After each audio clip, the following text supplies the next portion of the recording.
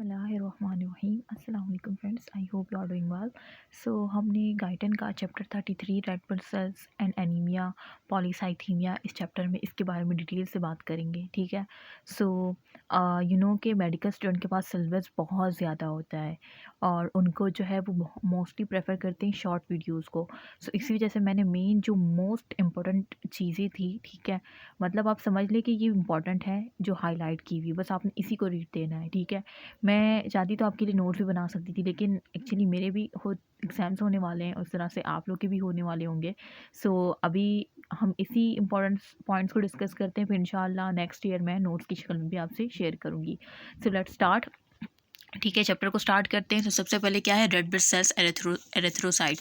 तो आपको पता है कि एरिथ्रोसाइट में क्या होता है, a major function of RBC also known as erythrocyte. ठीक है, उसे एरिथ्रोसाइट कहते हैं। वही कि एरिथ्रोसाइट में होती क्या है, इसमें एक प्रोटीन होती है हेमोग्लोबिन, और वो जो हेमोग्लोबिन होती है वो बेसिकली ट्रांसपोर्ट का काम करती है। तो इसका मतलब एक फंक्शन तो आपने ये देख लिया कि जो हेमोग्लोबिन है और आरबीसी के अंदर जो हेमोग्लोबिन है, ठीक है, जैसे मैंने यहाँ पे आरबीसी की डायग्राम बनाई हुई, एक बाइकॉनकेव शेप होती है। आरबीसी जो होती है, रेड ब्लड सेल्स जो होते हैं, जो चैप्टर है ये बाइकॉनकेव शेप होते हैं आरबीसी।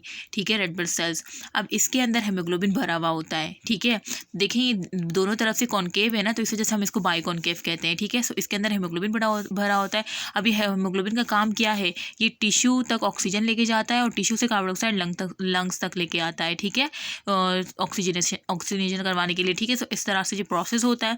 अच्छा, ये एक फंक्शन तो आपने देख लिया ट्रांसपोर्ट का। दूसरा ये कि कुछ एनिमल्स में क्या होता है, ये जो हेमोग्लोबिन होता है ना, ये इनक्लोज नहीं हुआ होता आरबीसीज में। ठीक है, ये क्या होता है, फ्री मूव करता है। ये जो प्रोटीन होती है हेमोग्लोबिन, ये फ्री प्रोटीन होती है in the plasma and not enclose in the RBC. किस में, सम एनिमल्स को जो इनवर्टिब्रेट्स है उसमें ये होता है। ठीक है, और फिर क्या होता है, जाहिर सी बात है जब वो फ्री होगा तो लीकेज का खतरा होगा ना। 3% of leak through capillary membrane, 3% फिर वो लीक भी हो जाती है कैपिलरी मेम्ब्रेन से। तो ये तो इनवर्टिब्रेट्स का कह रहे हैं, लेकिन हमारा जो है एक एफिशिएंट सिस्टम है जिसमें हेमोग्लोबिन जो है क्या होते हैं, आरबीसीज के अंदर होते हैं। ठीक है, तो ये इस तरह से ये कि haemoglobin must remain inside to effectively perform its function in humans. ठीक है, ये हो गया। उसके बाद क्या है कि आरबीसी जो है वो transport, RBC have other function beside, मतलब एक तो हमने ट्रांसपोर्ट फंक्शन देख लिया। दूसरा फंक्शन क्या है कि ये कौन क्या करवाता है, एक्सीडेंट एसिड बेस बफर है। ठीक है, किस तरह से एक्सीडेंट एसिड बेस बफर कह रहे हैं, क्यों कह रहे हैं, क्योंकि ये इसके पास क्या होती है, इस हेमोग्लोबिन के पास लार्ज क्वान्टिटी ऑफ एक एंजाइम होता है, कार्बोनिक अनहाइड्रेज। ये कार्बोनिक अनहाइड्रेज कैपेबल होता है कि जो टिश्यू में जो कार्बन डाइऑक्साइड प्रोड्यूस हो रही है, ठीक है, उसको वाटर के साथ रिएक्शन करवाता है और क्या बनाता है, मैं यहाँ पे मैंने शायद रिएक्शन लिखा हुआ भी है, मैं ज़रा सो ये आप देखें, ये मैंने क्या, टिश्यू में कार्बन डाइऑक्साइड प्रोड्यूस हो रही है और ब्लड में जो वाटर का ब्लड में जो है प्लाज्मा कितने परसेंट होता है, 55%।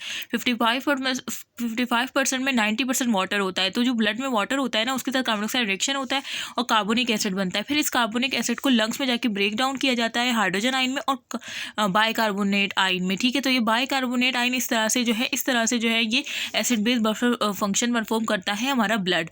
ठीक है, सो अब आपको शायद समझ आ गई होगी। तो ये सारी कहानी वही लिखी है कि कार्बन डाइऑक्साइड टिश्यू से लेके वाटर के साथ रहकर कार्बोनिक एसिड की फॉर्मेशन करते हैं। ठीक है, फिर इस कार्बोनिक एसिड को ट्रांसपोर्ट करवाते हैं लंग्स तक और फिर वहाँ पे हाइड्रोजन और बाइकार्बोनेट आयन प्रोड्यूस होते हैं। और फिर क्या होता है, वो जो बाइकार्बोनेट से फिर फर्दर वो होती है, फिर कार्बन डाइऑक्साइड को क्या करें, जो carbon dioxide bicarbonate from the tissue to the lungs it's reconverted. मतलब जब जो बाइकार्बोनेट, जैसे अभी मैंने आपको रिएक्शन बताया, फिर ये रिकन्वर्ट हो सकता है किसमें, कार्बन डाइऑक्साइड में।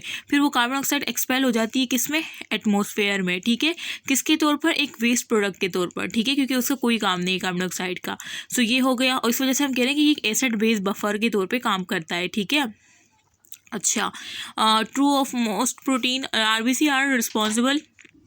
अभी कह रहे हैं कि ये जो एसिड बेस बफर है, अगर हम कहें कि ये किसके लिए ज़्यादा ट्रू है, ये प्रोटीन के लिए। प्रोटीन कौन सी, हेमोग्लोबिन। ठीक है, RBC are responsible for most the acid base buffering power of whole blood.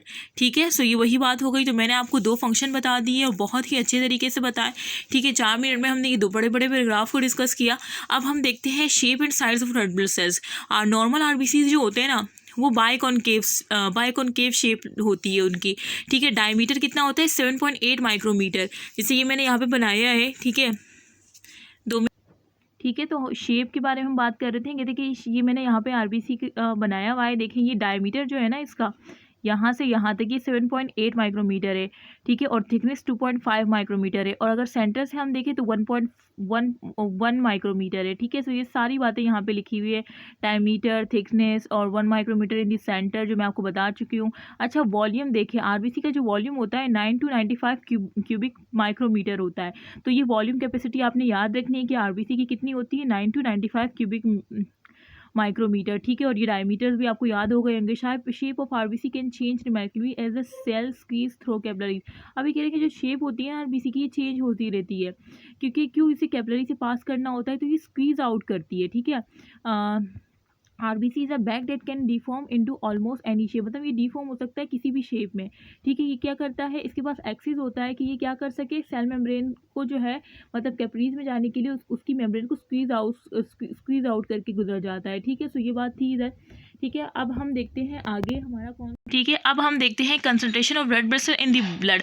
अब ये जो कंसंट्रेशन होते हैं ना रेड ब्लड सेल्स के, किस में, ब्लड में एक सेलुलर पार्ट होता है, एक नॉन सेलुलर पार्ट होता है। जो सेलुलर पार्ट होता है वो रेड ब्लड सेल्स होता है, ठीक है। जो नॉन सेलुलर पार्ट होता है वो उसमें प्लाज्मा आ जाता है, ठीक है। सेलुलर पार्ट 45% होता है और प्लाज्मा पार्ट 55% होता है। इसमें मैंने एक शॉर्ट वीडियो बनाई हुई है, वो मैं इसके प्लेलिस्ट में फर्स्ट वीडियो वही डाल दूंगी, ठीक है। अच्छा, अब देखिए मैन में, अब मैन और वुमेन दोनों में कंसंट्रेशन डिफरेंट होती है आरबीसीज की ब्लड में। तो मैन में मतलब आदमियों में कितना होता है, अब हम ये किसकी आरबीसी की पर क्यूबिक मिलीमीटर के बारे में, मतलब हमने आरबीसी का 1 क्यूबिक लिया और उसकी हम बता रहे हैं, ठीक है। पर क्यूबिक मिलीमीटर कितने होते हैं, अगर हमने आदमी का आरबीसी लिया है तो उसमें पर क्यूबिक मिलीमीटर 52 लाख होते हैं, ठीक है। जबकि अगर वुमेन का हमने पर क्यूबिक मिलीमीटर लिया तो उसमें 47 लाख होते हैं, ठीक है। सो ये आपने याद रखना है, वुमेन का ज़्यादा है, वुमेन का कम है उससे। और हाई एल्टीट्यूड पे जब हम जाते हैं ना तो वहाँ पे हमारा आरबीसी प्रोडक्शन बढ़ जाता है। तो वो क्यों बढ़ता है, क्या वजह है, क्योंकि हाई एल्टीट्यूड, जैसे कि कराची से अगर हम कोयटा जाते हैं तो कोयटा के इलाके बहुत ऊंचाइयों पे बने होते हैं जहाँ पे ऑक्सीजन कंसंट्रेशन कम हो जाती है। तो जब ऑक्सीजन कंसंट्रेशन कम होती है तो बॉडी को सिग्नल मिलता है कि भाई वो आप आरबीसी कम हो गए सिचुएशन को हैंडल करने के लिए, क्योंकि अब तो आपको और ज़्यादा ऑक्सीजन चाहिए, क्योंकि आप हाई एल्टीट्यूड पे चले गए, हाई एल्टीट्यूड पे ऑक्सीजन की कमी हो जाती है, फिर और ज़्यादा आरबीसीज बनते हैं। इस वजह से अगर आप कराची में टेस्ट करवाएंगे आरबीसी का और फिर जाके कोयटा में करवाएंगे तो आपका डिफरेंट आएगा। आप समझेंगे कि शायद आप में आरबीसी की प्रोडक्शन ज़्यादा हो गई है कुछ ऐसा, लेकिन वो आपकी बॉडी का रिस्पॉन्स होता है ड्यू टू योर कंडीशन, ठीक है। सिर्फ कोयटा नहीं, ऊंचाई जगह वो भी बहुत सी है, ठीक है। Quantity of haemoglobin in cells में देखते हैं। अच्छा, मैं एक सांस में पढ़ा रही हूँ ताकि जल्दी से आपको कवर करवा सकूँ ज़्यादा से ज़्यादा शॉर्ट वीडियोज़ में। अच्छा, क्वांटिटी ऑफ हेमोग्लोबिन जो सेल्स में अगर हम देखें, RBC have the ability to concentrate haemoglobin. ये तो मैंने बता दिया कि आरबीसी के अंदर हेमोग्लोबिन भरा होता है, ठीक है, फिल हुआ होता है। अब मैं आपको ये बता रही हूँ कि कितना भरा होता है, कितनी सेचुरेशन कैपेसिटी है। तो 34 ग्राम जो है in each 100 millimetre of cells, मतलब एक आरबीसी का जो सेल है 100 मिलीमीटर, उसमें 34 ग्राम ये सेचुरेशन कैपेसिटी है, ठीक है। 34 ग्राम आ सकता है, ठीक है। सो आपने ये बात याद रखनी कि haemoglobin 34 gram 100 millimetre of cells, ये एक सेचुरेशन कैपेसिटी है। अब हम देखते हैं कि ये हीमाटोक्रिट क्या होता है। हीमाटोक्रिट पता होगा आपको, और ये अगर आपको नहीं पता तो आज से पता हो जाना चाहिए आपको।